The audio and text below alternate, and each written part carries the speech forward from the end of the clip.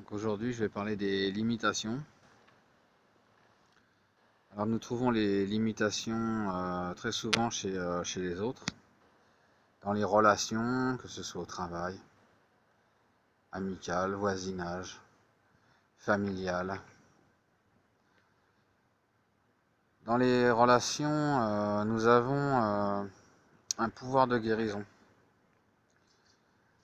Euh, Déjà dans un premier temps, on a tous le droit d'être heureux, d'être épanoui, de se sentir bien, d'être joyeux.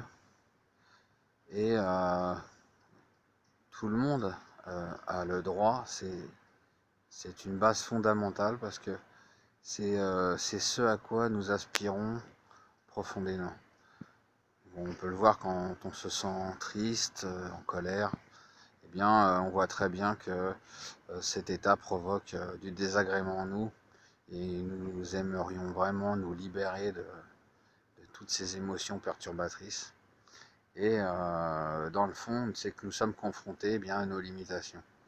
Nous n'aimons pas ça. Nous cherchons la libération.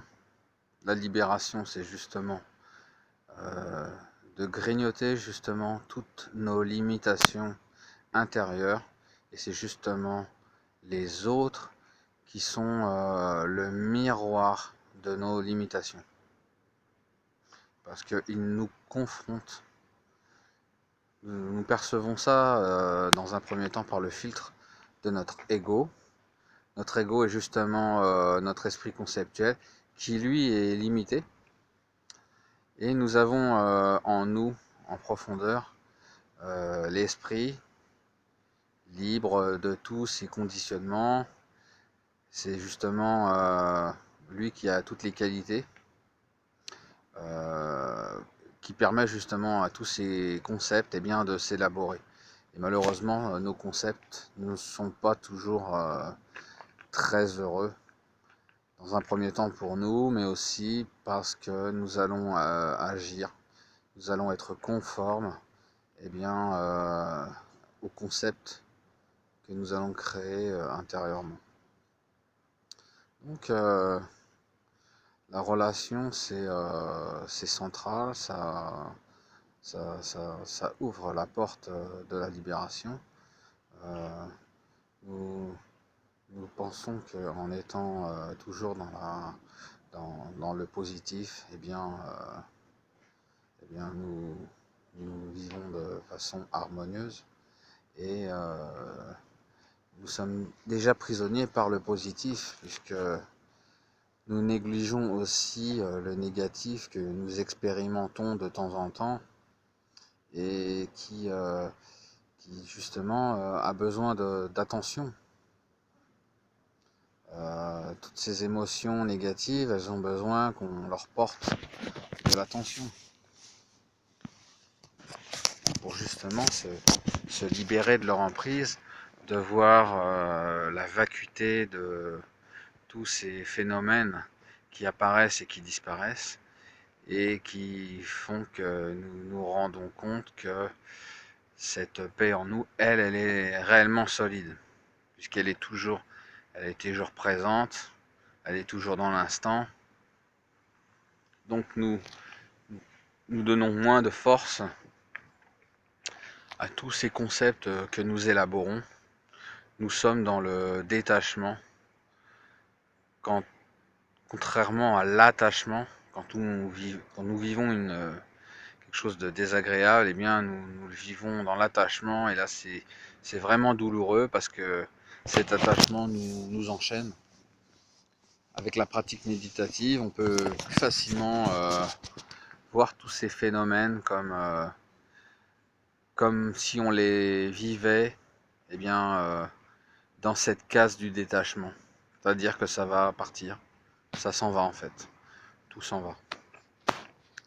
Donc la relation, nous pouvons apprécier une personne, un ami, mais des fois nous ne percevons pas qu'il y a des choses que nous n'aimons pas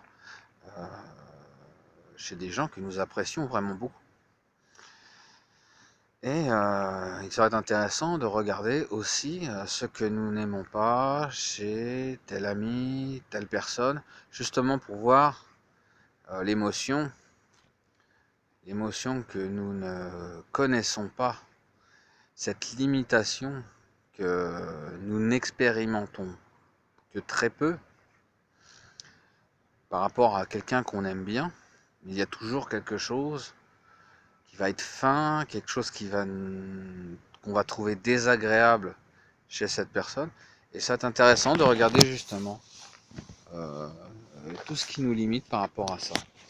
Donc déjà ce qui nous énerve chez la personne et de regarder ce que ça va réveiller en nous.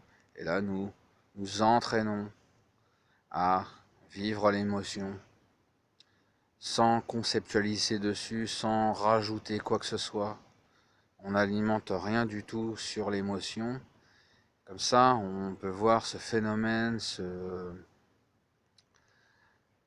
disparaître. Donc quelque part, on commence à se détacher de tous ces processus. Et en même temps, c'est de s'entraîner eh bien justement à vérifier par l'expérience que nous aussi, nous avons des limitations à libérer, puisque c'est facile d'accuser une personne de tel comportement, euh, telle action, telle attitude, telle réaction.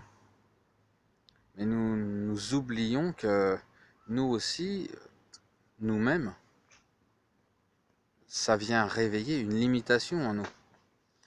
Et quelque part, cette limitation, eh bien, elle nous empêche cette liberté intérieure.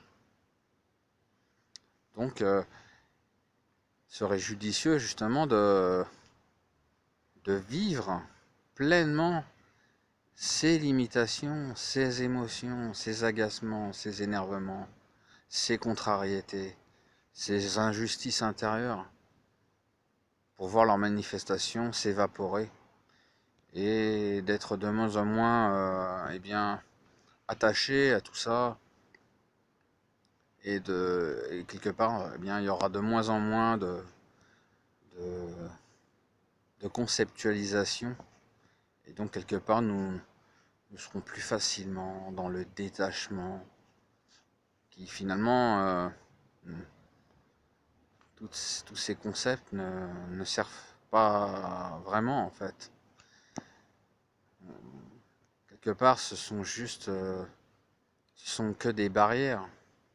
Toutes ces constructions mentales, tous les films qu'on se raconte, elles n'ont aucune réalité. Nous vivons notre vie comme tout le monde, nous rencontrons des gens comme tout le monde, nous échangeons, nous partageons. De temps en temps, nous avons du conflit. Et si nous sommes pris au piège dans nos limitations, eh bien, on aura du mal d'avoir une attitude juste avec les autres, avec soi-même. Donc les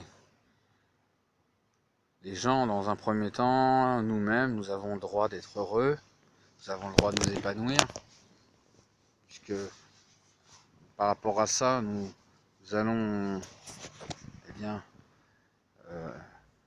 avoir des actions qui vont être bienveillantes. Si nous sommes bienveillants envers nous-mêmes, eh bien, nous serons plus facilement accueillants envers les autres. Nous serons plus dans le partage, puisque comme quelque part nous nous autosuffisons, eh bien, le partage va de soi. Nous avons pas grand chose à gagner hein, à part notre liberté intérieure. Et la liberté intérieure, elle se gagnera par justement le fait de regarder toutes ces limitations intérieures. Ça demande de regarder un peu ce miroir intérieur. Quel genre de phénomène se reflète quand justement nous Regardons cette personne. Qu'est-ce que je n'aime pas chez cette personne? Qu'est-ce que... Elle a le droit au bonheur, mais qu'est-ce que je n'aime pas? Qu'est-ce qui me...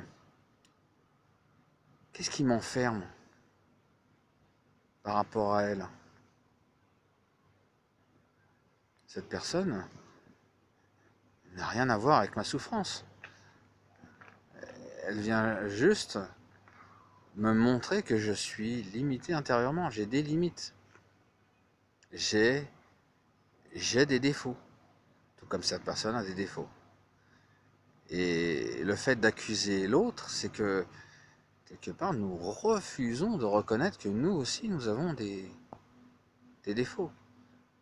Nous sommes dans une recherche de perfection qui est impossible. Sur le plan humain, la perfection est impossible. Donc, on va cultiver justement plus de tolérance par rapport aux défauts des autres.